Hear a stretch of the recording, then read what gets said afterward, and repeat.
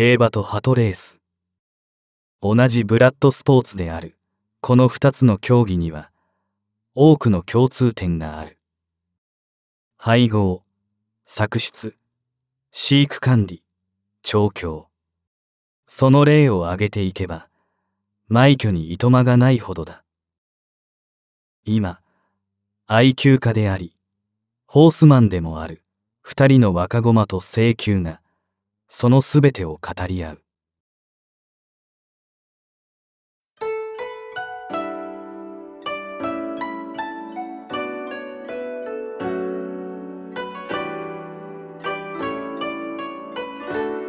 鳩レース。それは鍛え抜かれたアスリートの鳩たちが競争というドラマを繰り広げる熱き戦いである。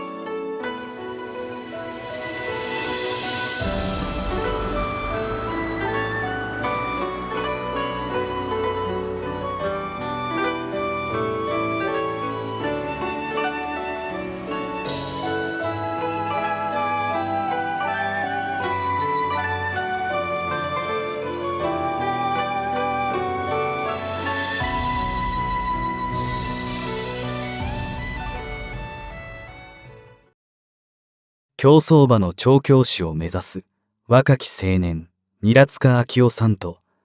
競馬界のレジェンド藤沢和夫さん。この2人の接点は鳩レースを楽しむ愛厩家であることだ。その鳩と馬の語りは尽きることがない。藤沢さんにとっていい馬、いい鳩の概念を教えていただきたいです。タイプですか？なんていうんですかね。そうですね。いい鳩ってどういう鳩？ちょっと哲学的にもなっちゃうのかもしれないですけど、いい鳩、いい馬と鳩も全く同じで、私から見ると早いか遅いかだと思うわけ。いろんな人がこういう体型はいいんだとか、競走馬も鳩も言う人が結構いるんだけど、1位になったり、1着になったりするのが結果いいんで、体型がどうのこうのって言ってもなかなか結果につながんないと思うんで、結果早いのがやっぱり一番と評価してやんなきゃダメだと思うし、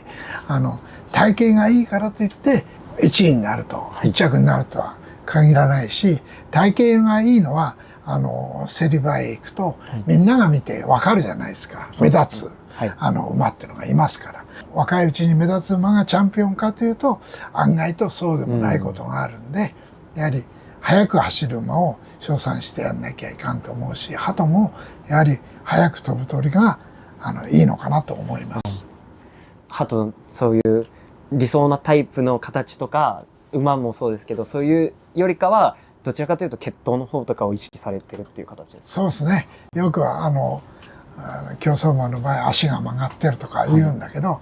足が曲がってて速ければ全然問題ないわけだし、まっすぐで遅いんだら全く意味がないわけだから、その曲がってるまっすぐよりもやはり速いか遅いかだと思います。ありがとうございます。中学高校とはもう自分ですごい作出させてもらって、作出論とかにはすごく興味を持ってまして、藤沢先生のご自身の作出論ってありますか？端数が少ない時はペアを作ってこうやるんですけど、今は端数が増えると何羽かはやっぱりペアリングさせるのに狭い小屋に入れるんですけど、それ以外は前の年とダブらないようにとか謹慎にならないようにとか考えて部屋に分けてこう入れちゃうんで、あとは自由恋愛でペアリングするんですけど、やはり血統書を見た時に競走馬もレース馬ともアウトブリードとかインブリードとか、3×2 がいいんじゃないかとか 2×2 でも大丈夫じゃないかとか、いろいろこう想像したり、して配合するっていうのはすごく、今でも私も楽しみにしてますよ。はい。兄がいまして、兄と自分の名義で委託してることとかもあるんで、生まれた鳩の先を考えながらドラフト会議じゃないですけど、それでちょっと自分たちの名義を別々にして競うとかで、結構家族で楽しんでたりもするんですけど、鳩の将来とかを結構考えて、作出したりとか、委託したりっていうのをしてるんですけど、藤沢先生は、その競走馬やレース馬との子供たちが生まれたとか、どの程度先のことを意識されて、どのようなプランを考えたりとか、どこまでを考えてたりしますか？そうだね、競走馬の場合はね、競争を終えてから種牡馬になれるのオスはすごく少ない。やはりチャンピオンでなきゃ種牡馬になれないんだけど、メスはみんな繁殖になるんですけど、メスの方が競走馬としては使いやすい、はい、若いうちはちょっと買い食いが餌の量が少ない、思ったよりも食べれない、はい、ところが3歳の秋ぐらいになったら食べるようになる、はい、ただメス馬の場合は飼い場をたくさん食べなくても競争は走れる。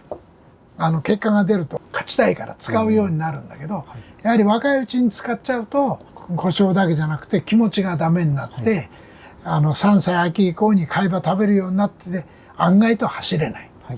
だけどみんな飼い場食べるようになったら走るんじゃないかと思うけども、飼い場食べなくてもこんなに走るんだからと、ところが違うんで、飼い場食べない時にあまり走らさせちゃうと、飼い場食べるようになっても競走馬としてはあまり走んない、私はそう思ってるので、やはりメス馬はすごく競争に素直に結果が出るからいいんだけど、やはりそれをいいことに使っちゃうんで、競争をどんどん使っちゃうんでダメになっちゃう、だからおそらく鳩も競争をさせるには男よりもメスが絶対私は有利だと思う、ところがメスをたくさん競争に使っちゃうとお母さんになった時いろんな弊害があると、競走馬があるんで、レース馬とも絶対そう思う。だから気をつけてやんなきゃダメです、逆に。鳩も馬も最悪なケースを想定してそれにならないように将来丈夫に育てるようにっていうのを意識されてるっていう形ですか？そうだね。例えばメスでいい子が生まれたと、それでレースへ使っていったら成績がいいと、だけどお母さんもお父さんも若いし、兄弟たくさんできるから、これはもう少し競争を使ってからお母さん繁殖にしようと思う、それで次の妹を繁殖にすればいいじゃないかと思うけど、やはりよく飛ぶ、よく走る子はやはりある程度の時期に来たら繁殖にあげてやった方がずっといい子供を産む確率が高い、やはりいい鳩ができる、いい馬ができた時にどこで繁殖に使うかっていうのがすごく大事なことだと思う、動物を大切に扱うことこそ第一と考える藤沢さん。調教師時代にそのポリシーを表すあるエピソードがある。それは2008年アメリカクラシック3冠の一つベルモントステークスに挑戦したカジノドライブの話だ。アメリカ遠征後順調に調教をこなしていたが、レース前日後ろ足を痛めてしまうアクシデントが発生。すぐさまその異変に気づいた藤沢さんは、なんとレース直前に出走を回避した。大舞台への挑戦を前にして、馬の将来のため、勇気ある決断を下したのだ。馬においても、鳩においても、彼のそのスタンスは変わらないのだろう。自分たちで餌を改良していい鳩、いい馬を作るっていうのもまた一つの楽しみだと思って、試行錯誤しながら餌作りっていうのをしてるんですけど、藤沢先生は競走馬はレース前以外は鼻血が出るほどいっぱいは食べさせる、試合前はちゃんと調整して試合に出させるっていうのを聞いたことがあるんですけど、競走馬やレース馬においてどのような管理の意識で鳩や馬と接してますか？思ったほど餌を食べてくれない競走馬っていうのは、ましてメスだと余計食べてくれない、調教したいからたくさん食べるとどんどんトレーニングできる、ところが競走馬ってあんな大きいのに調教が強くなると食欲が落ちる、だから食欲が落ちない程度にちょっとお腹すくぐらいに調教するのが本当は理想で、たくさん食べらしていい調教をしたいんだけど、残念ながら競走馬っていうのは食欲がない。メス馬も3歳以上になったらどんどん食べる。おそらくそれはいずれお母さんになるから体作るのに食べるし、オスは食べる。だけど食べ過ぎるから走らない。まず食べ過ぎる子はダメです。はい。たくさん濃厚飼料をやって体を作ると見栄えがいいからたくましくて走るんじゃないかと思うけど、意外と見かけのいい馬は速く走れない。はい、難しいです。はい。鳩でもそういう飼料管理いっぱいあげすぎず食べきってくれそうだけどうまいこと抑えてっていう感じで。そうだね。それとおそらく競走馬の場合、私は競走終わってからはどんな競走馬でもみんな輸送して走って帰ってくると脱水症状で、ほとんどの馬は腹巻き上がってすごい細く見える。そうすると担当してる人たちは早く戻そうと思ってまた餌をどんどんやる。ところが見てると競争を使った後にたくさん餌をやるっていうのは一番悪いような気がする。競争終わった後はやはり疲れてるから消化能力も落ちるから、やはり消化のいい餌を少しやると。そしてもう少し食べたいんだって思うぐらいにしとくと早く回復するし、それで徐々に餌を増やしていってまた調教できる。ところが競争終わった後に腹減ったろっておっとやるとやっぱりあまりいいことはないと思います。鳩もなんかそんなような気がします。そう皆さんが聞きたいようなすごいなんか飼料管理だったような気がします。本当にありがとうございます。すごく馬とのすごいコミュニケーションをすごく取ると、伺いました。で鳩とはどのようなコミュニケーションを取ったりとかを教えていただきます。鳩も今自宅では飛ばしてないんだけど、どこへ行っても家へ帰ってきたいんだっていう気持ちがやはり強い鳩でなきゃ入賞もしないし、一着にもなんないと思う。家行ってもつまんないと思ったら帰ってこないと思うし、だからすごく自分の家に愛着を持った管理をしなきゃいけないと思うんで、それはもちろん餌もあるし、住んでる環境もあるし、夜ゆっくり休める環境もあるだろうし、だからそういう意味で鳥が喜んで家へ帰ってくるような管理をしなきゃいけないと思います。調教師生活が終わって今鳩を現役時代の時よりも本格的にやられてると思うんですけど。そうですね。仕事終わってから長く鳩小屋に入ってることによってやはりすごく気づくこともあるし、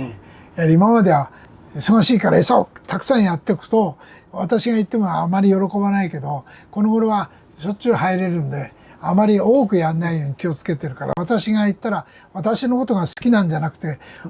餌が欲しくて寄ってくるから可愛いなと思って、だから餌が多いとどうしても自分の好みの餌しか食べないんで、その辺がすごく難しいと思うし、餌のことに関しては、また管理に関してもこんなとこにこれを置いといたら危ないなっていう気づくこともあるし、水をこういうふうにした方が飲みやすいんじゃないかとか、止まり木もこうした方がアクシデントが少ないんじゃないかとか、いろいろ気づくことあります。はい。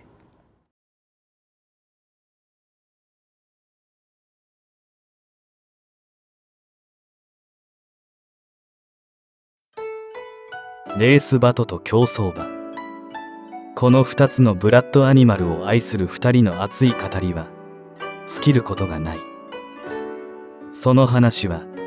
競馬と鳩レースを愛するすべての人々にとって有意義なものだろう。そして次編、この物語はいよいよ最終章を迎える。次回、レーシングピジョンストーリー、若駒と請求開口編の3をお楽しみに。